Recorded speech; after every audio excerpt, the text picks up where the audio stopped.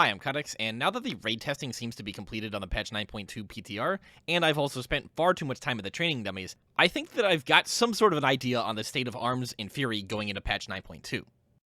The goal of this video is to provide you with as much actionable intelligence as possible regarding the decision of playing arms or playing Fury in patch 9.2. Both specs are looking competitive, and because of this, I'm not really going to be telling you, hey, play arms or play Fury. That's for you to decide. The goal of this video is to provide you with information that makes it easier for you to make that decision for yourself. Now, before talking specifics, I gotta lay out a bit of a roadmap of how I tried to analyze this question. First and foremost, I'm going to be looking at this from a rating perspective. I don't do a ton of Mythic Plus, and I'm not even going to pretend to know what's going to be the best for pushing high keys in the next season. Now, because we will not be getting our 4-piece tier set bonuses and double legendaries instantly, there's going to be a bit of ramp-up time as we get all of these new power gains. Going into patch 9.2, simply put, Arms is performing better than Fury unless you've got full best-in-slot gear. For my testing, once you have all of these new power systems, Fury is going to outperform Arms. So really the first question we want to answer is, what's the point at which Fury overtakes Arms? To answer this question, I spent a whole bunch of time at the training dummies trying out Arms and Fury DPS with both the 2-set bonus only, 2-set bonus with double legendary, 4-set bonus only, and then 4-set with double legendary. For my testing, with just the 2-piece bonus, both Fury and Arms were equal in terms of DPS. However, with the 2-piece bonus and double legendary, Fury was slightly ahead of Arms, being about 1% better.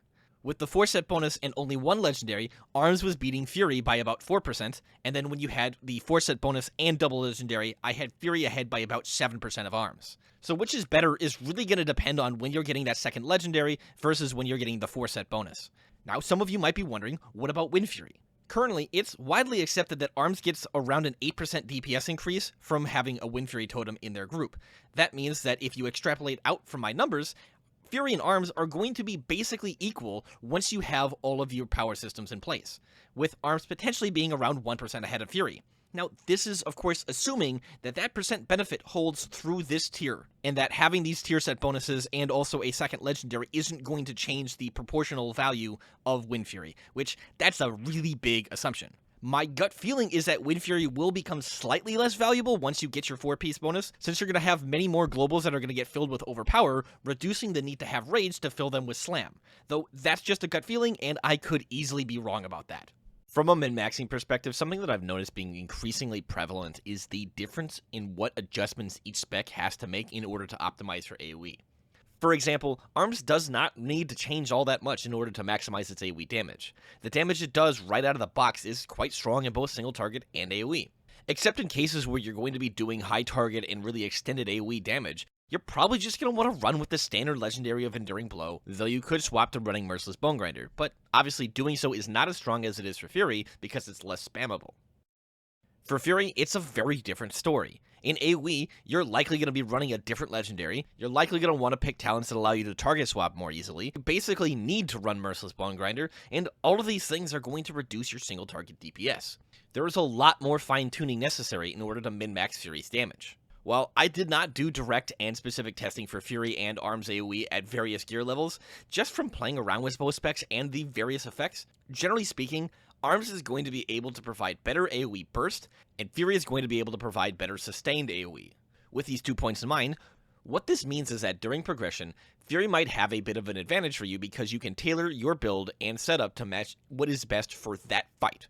But if you're doing re-clears, that means that you're going to be doing lots of different types of encounters, and it will likely be easier to get competitive results overall by playing Arms, because it's just going to be pretty good on everything, as opposed to being really good on some fights, but less than ideal on others without needing to hearth and change conduits, which will obviously slow your re-clears down and can get rather tedious. So please keep in mind that when I say that Fury has an advantage on a given fight, that's assuming that your Fury build is being optimized for that fight. If you're not optimized for that fight, then it's not unreasonable to expect Arms to perform as well or better than Fury. With that said, let's start talking about the fights in Sepulchre and what advantages either spec has. Vigilant Guardian is definitely an AoE fest. Kyrian Fury with Signet and Merciless Bone Grinder is going to have a lot of fun during Phase 1 on this fight, though realistically the Phase 1 damage does not matter all that much.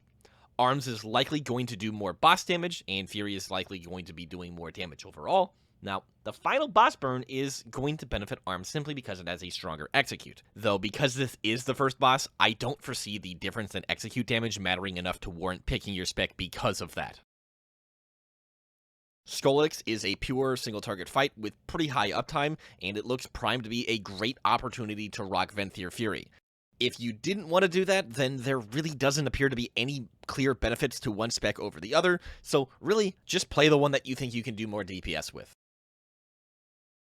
On paper, Dysogny seems like a fight that's a clear win for Arms. It's got a single ad that spawns every 30 seconds that will get tanked right on top of the boss, and, well, Sweeping Strikes is literally perfect for this. However, from my personal experience, because of the timing of the 3 boss burns, Fury was having better lineups for those shields, requiring less holding of CDs. So really the decision is going to come down to what your raid needs more of, cleave damage on the ad, or damage during the shields. If you wanted to hard commit to boss damage, then there is of course that small bit of a sleeper pick of going Venthyr Fury, which can also make great use out of Door of Shadows to get past the rings. And while it's not relevant to the Arms versus Fury debate, something to note is that Spell Reflect works on the soak mechanic, and it actually sends the damage back to the boss. Through and through, Zymox is going to be a Fury fight. There is a lot of AoE that will be done on this fight, the timings for ads seem to work really well for Fury CDs, and then on Mythic there's even more ads that need to be AoE'd. For progression right now, Fury seems to be like the play.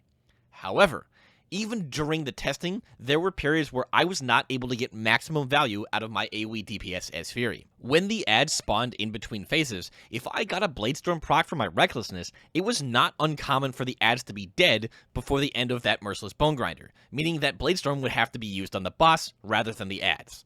What this means is that on farm, there's going to be increased benefit to playing Arms because its AoE DPS is much burstier. Prototype Pantheon is definitely one of the fights that I'm looking forward to doing on live. In the first 2 phases of the fight, Arms is the clear winner due to having Sweeping Strikes, though in the last phase with all 4 bosses active, Fury is going to absolutely ascend when running Signet and Merciless Bone Grinder. For Lehuvim, or however you're supposed to pronounce that, the timings of CDs don't meaningfully benefit one spec over the other. It mostly just depends on where you want to allocate your damage. For example, Fury can CD the boss on pull, and then will start getting their CDs back by the time that whatever ads you didn't kill spawn and get to you. But that obviously means that they're not going to be available for the ad that you choose to delete. Arms could either allocate its CDs for the boss or hold it on pull, and then they would be able to have them available for every set of ads that you need to burst. Additionally, the mix of it being mostly single target with a burst window and then periodic AoE honestly seems to fit Arms a little bit better because, simply put, it does everything well out of the box, whereas Fury has to more or less commit to either doing single target or doing AoE. But of course, that's not to say that Fury can't perform well on this fight. So at the time of recording this, Halandris has gotten reworked and it has not been tested yet. And it's unclear if they're going to test it, so it's hard to say for sure what spec plays better. Though it appears that since they've removed the pylons, it's now a pure single target fight, suggesting that this could be another fight to sneak in some Venthyr Fury action. As things stand right now, Anduin looks like it's going to be a Fury fight. Fury is going to slap during the down phases because it's a bunch of AoE. On Mythic, there are ads that spawn in the up phases, and, well, Fury's gonna slap those too. And there's also tons of ads in the intermission, so guess what? Fury's gonna do well there as well. Quite simply, this fight has frequent need for AoE, and that's something that Fury is traditionally really good at doing. Now, I'm not going to speculate on the last 3 bosses that were untested. It's simply not something that I am comfortable with predicting based off of my readings of the Dungeon Journal. However, there are a couple pieces of information external to the game itself that I think speak to the potential viability of DPS warriors in patch 9.2. Now, all of these pieces are clearly things that I am likely reading way too much into, so take them with a slug-killing amount of salt. Now, with that disclaimer, in the announcement that Limit had joined Team Liquid, they had 3 warriors in the raid. Now, as far as I am aware, they haven't recruited any warriors recently, and the 3 that were in the raid for that announcement have been in the guild for some time. So obviously it's a bit of a stretch to say that that obviously means that warriors are good going into patch 9.2, But additionally, Atrocity, who is known for playing Shadow Priest as well as a DPS warrior, stated that he has been mostly spending his time playing warrior rather than Shadow Priest in Max's video discussing the tier bonuses of each spec. To me, this implies that he thinks that he's going to be able to provide more value to the raid by playing a warrior rather than a Shadow Priest. As a side note, I completely agree with his take that Fury's set bonus is fun and powerful, and the arms bonus is meh. Though I could see an argument being made to say that the arms bonus is actually powerful but not fun. Finally, in Echo's Sanctum of Domination race against Aster, which occurred while the PTR was live, they ran 4 warriors. This is probably the biggest stretch that I'm making with this speculation section, because clearly they were min-maxing for current content.